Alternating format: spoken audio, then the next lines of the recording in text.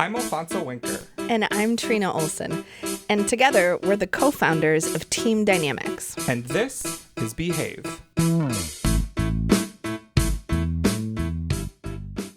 Welcome back.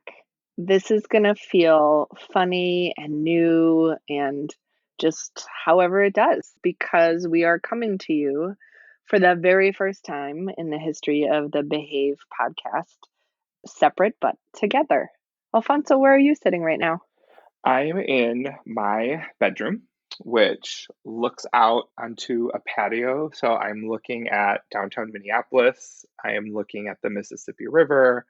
I'm watching the rain and have been enjoying a quiet day of check-ins and tasks with our team and being really grateful for folks' flexibility and willingness to just sort of be present, but also be honest and vulnerable about how they're doing with a shift in work. And I know so many folks on our team have partners and kids at home. So I'm really trying to stay present to that as well.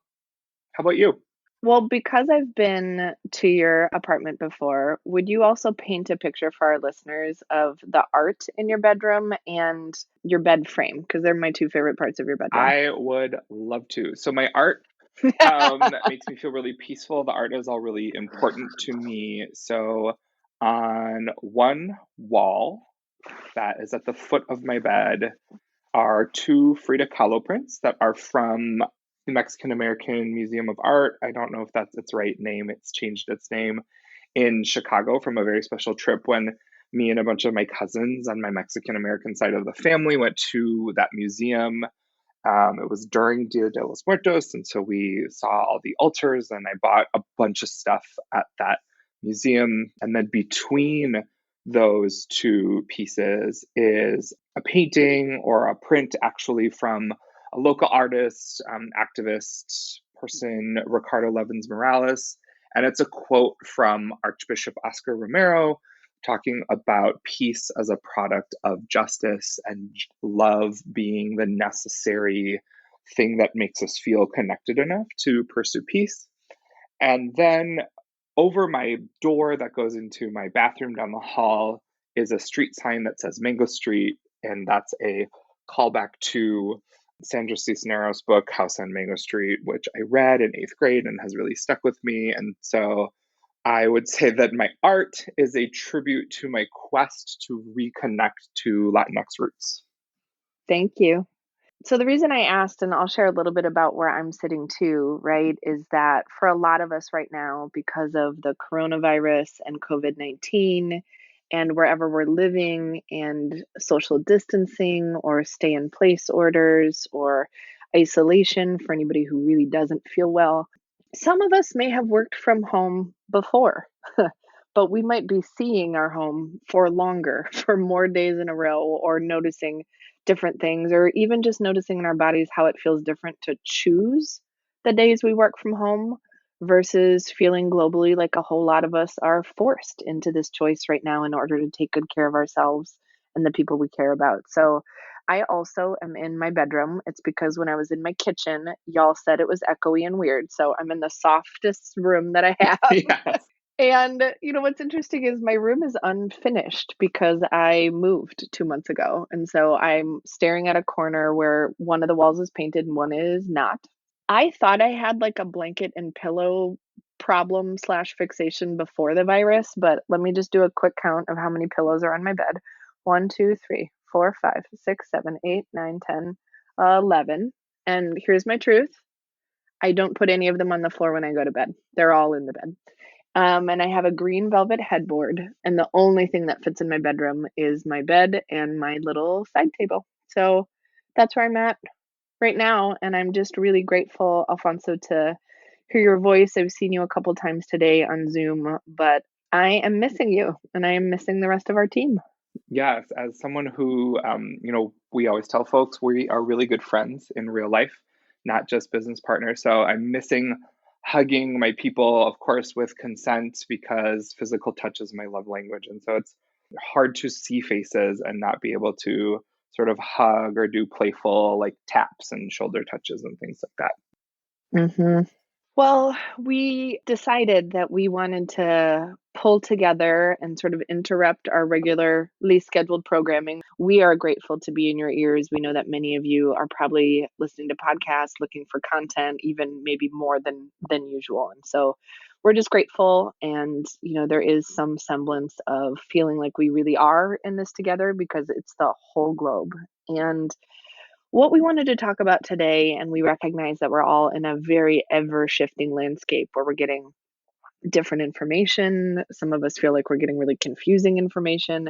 So we're not going to actually record too far ahead just because we think a lot of things are changing. But the reason we wanted to pop on was we think there are some ways we could add value to your life, your work life, and just your general health and well-being. And I want to give a shout out to a former communications director that I've worked with in my career, Diego Ortiz, because he taught me many years ago that one of the reasons you should make noise, whether it is online, whether it is in print, is when you have something to say that would add to the conversation. And so we want to name that we're really grateful for a ton of colleagues out in the world that are giving a lot of support that we are appreciating, that we know our clients and listeners are appreciating.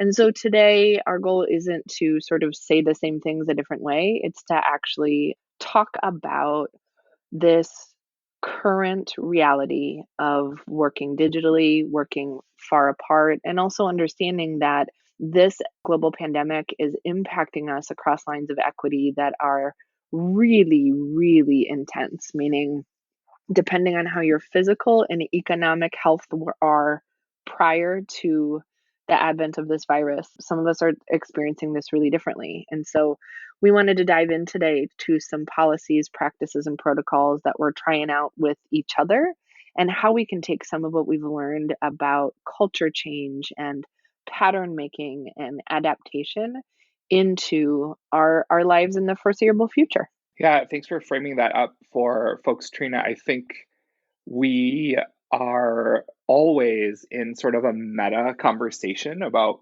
the workplace, right? And you and I love to sort of get up on the balcony, as it were, and look at what's happening and reflect on it. And there's so much about paying closer attention to the impacts of culture as patterns and our lenses of identity, that in a time when we aren't in the same room as our colleagues, there's actually a demand, for, I think, or a necessity to be more explicit about our experiences of culture and identity in our work with our colleagues, because there's so much we might not know by not being in the room with them.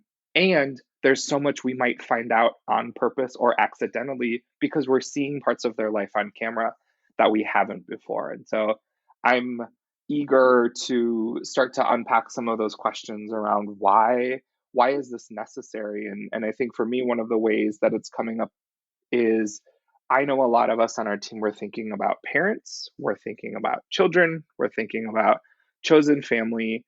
And there's a piece around being flexible when everyone's working from home where we might actually have to be talking more about how our work as caregivers and family members might be impacting how we are able to show up at a certain time and what showing up might look like and who else might literally be in the picture. Absolutely. So let's take a quick break. And then when we come back, we can sort of walk through these categories of what we've been trying, what we've been noticing, what we've been learning, and a couple offerings in the categories of, what policies, what protocols, what practices are we really leaning towards in this very uncertain and new time. We'll be right back.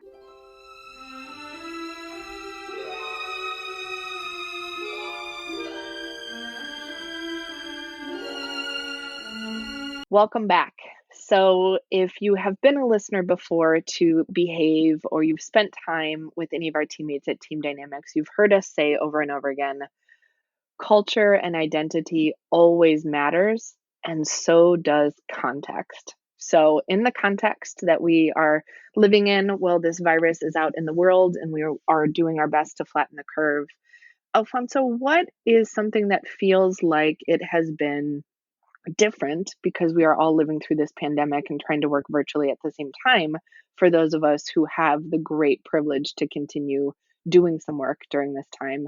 Some of us may have led online meetings or conference calls before, but this is not a matter of course kind of time. So what do you want to share with our listeners about that reality for you the last 10 days? So we talk a lot about curiosity on our team.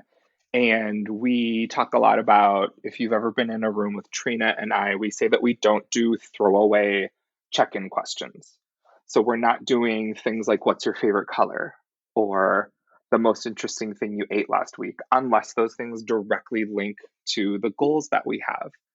And we talk with our clients and with a lot of you frequently about the idea of the function and the goal and the specificity of a check-in question or set of questions, or a way to have everyone weigh in at the beginning of a meeting. And for any of us that are new or infrequent users to things like Zoom, Google Hangout, Skype, WebEx, what have you, a thorough check-in to understand what folks are bringing to the conversation, what they're coming into. We always say you had a whole life and a whole experience of all your patterns and all of your identities before you got to the room where we are convening today. And part of the purpose of a check-in is to get a sense of what folks are carrying with them and what they're bringing in and sort of how they might be coming to this particular topic. And if we aren't practiced at online meeting facilitation, or if it's not regular for our team, check-ins might feel cumbersome. Check-ins might feel like, oh, well, we don't have time, or what felt possible in an hour or 90 minutes before now is going to be too tricky or too difficult. So one offer that I would make to our listeners is, if you want to shoot us an email to team@teamdynamicsmn.com, we are happy to answer some of those questions. And I want to amend myself and say, if you want to toss us an email, different verb. The second thing is, I would argue that checking in right now in a time of global and domestic crisis is more important than ever. What I mean by that is, it can be really easy just to put myself on mute or turn my camera off and just say, I'm good. And maybe I'm not good. Maybe I'm not fine. But also, so many of our clients doing mission-based work, community-based work, consumer-focused work, we might actually miss something that's relevant to a person or group of people that we care about by glossing over the check-in. So I'm really thinking a lot about how specific, organized, planned out check-ins are going to be useful to understand how are folks experiencing their day.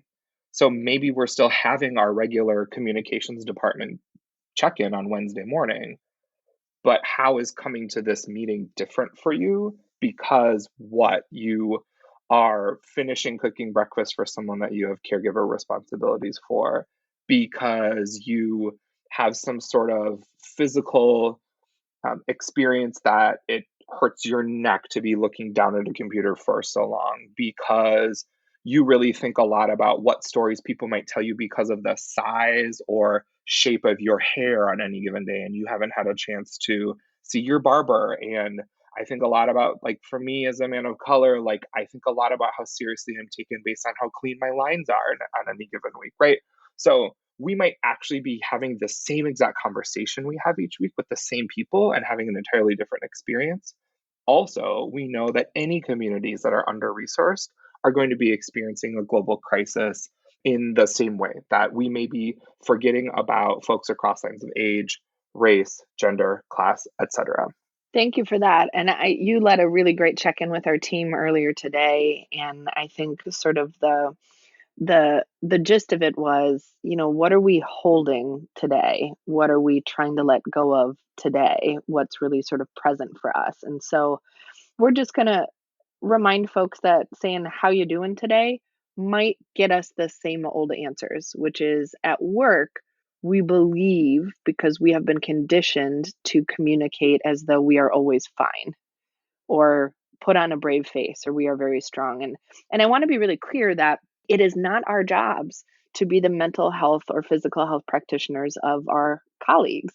So our job isn't to step into a role that crosses that boundary. But I do think, and we were talking with our colleague Maria Isabel about this last week, part of the unintended consequence of this hitting all of us is it is an infusion of humanity back into workplaces, because we might be seeing little kids or cute cats wander into a screen, or we might really learn about who loves dressing up every day because it makes them feel fresh and ready to go, and who feels so good in their comfiest sweats, and how is that impacting how we do our work. And so in some ways, this is really an opportunity. And we've learned too, right? And you and I have talked before, Alfonso, that there's just no brain science that tells us that 60-minute meetings are the most productive or the Right, smartest, right, right. right?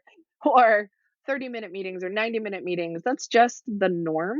So part of what we've learned is that, in a 90-minute meeting, 30 of it was the check-in, and that clarity of how folks were set us up for success for the rest of the day.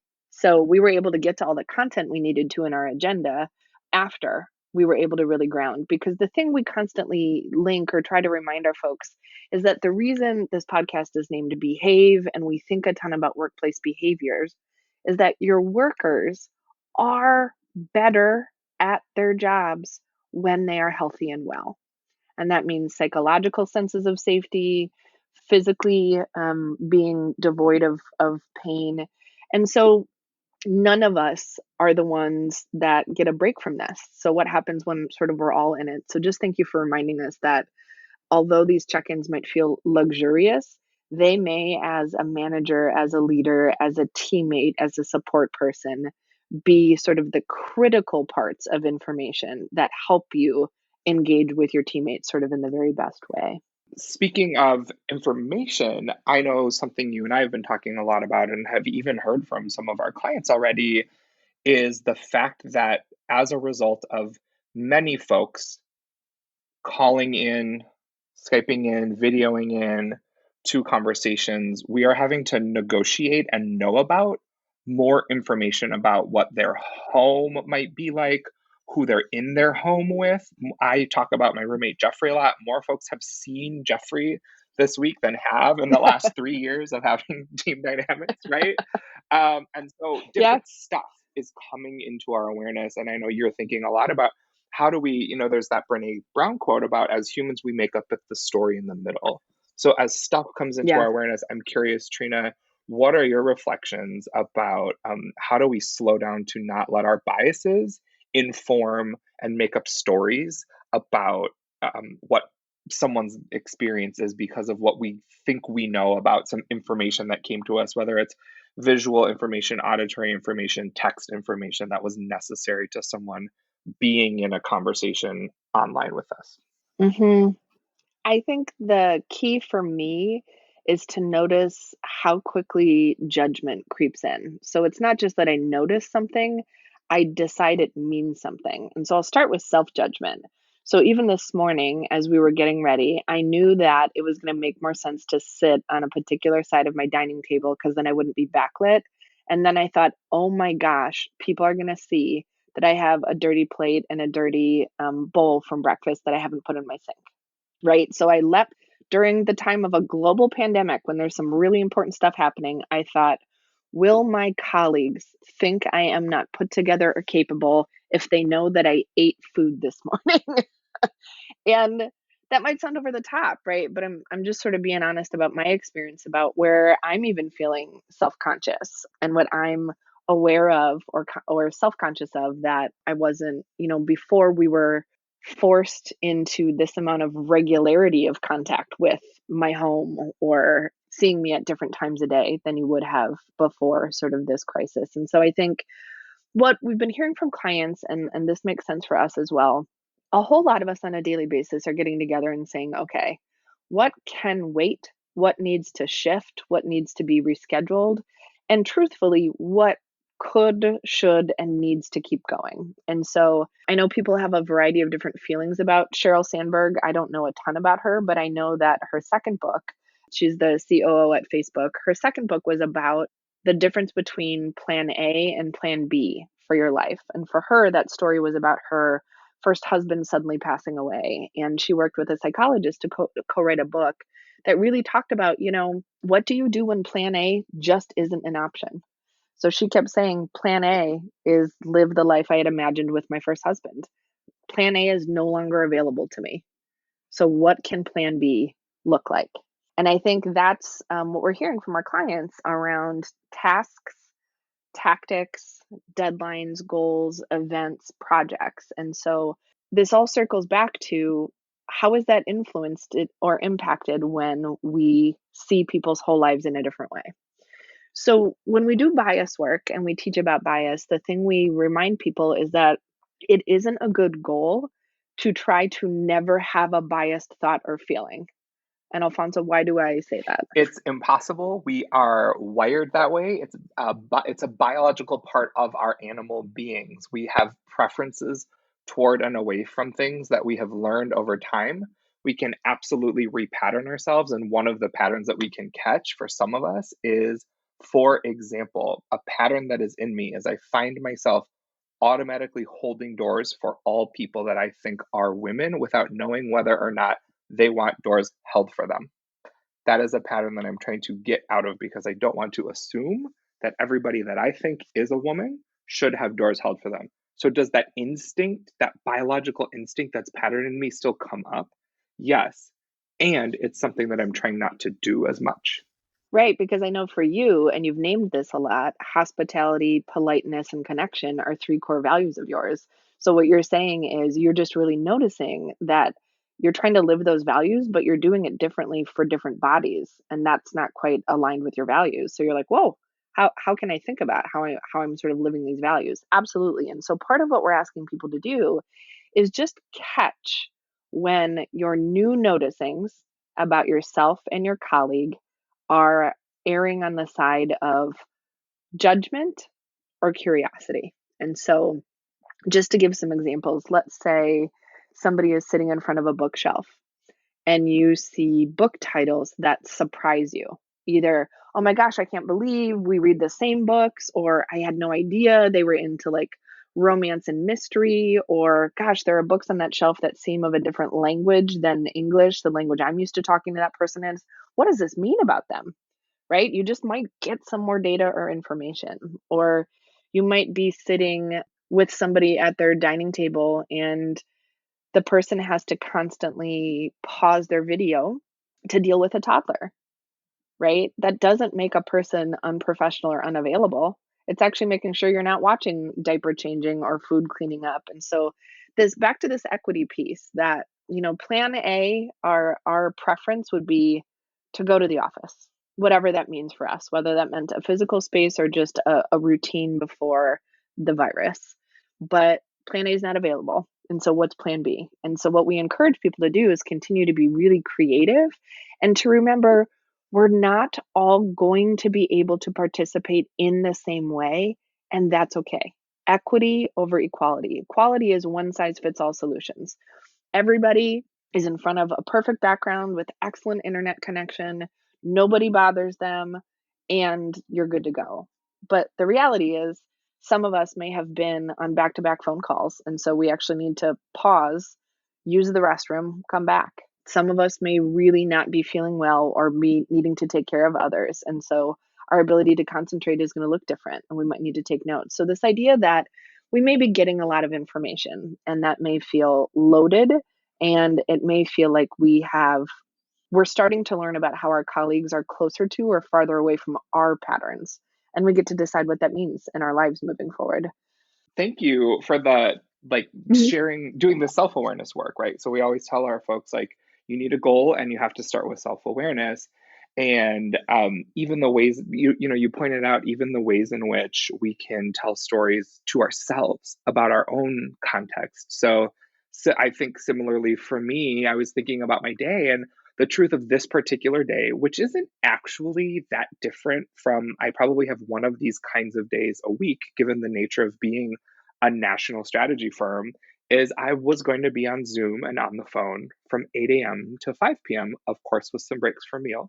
And so I was really thinking about the fact that oh, I should really wear a button-up shirt because I'm going to see some colleagues, some clients, et cetera, et cetera. And then I thought, yeah, but I'm going to be in a chair that isn't really designed for sitting all day.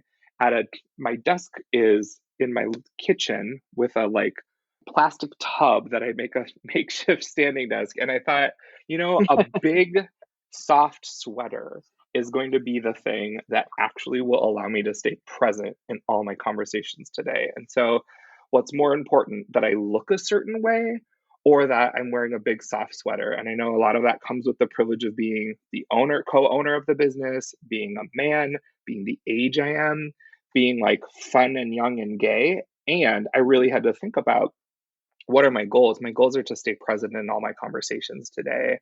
And do I think some people might take me more seriously if I had a button up with a collar? Yes. And I can be a better advisor and strategist with the folks that I'm talking with today if I can feel freedom of movement in the clothes that I chose. Thank you.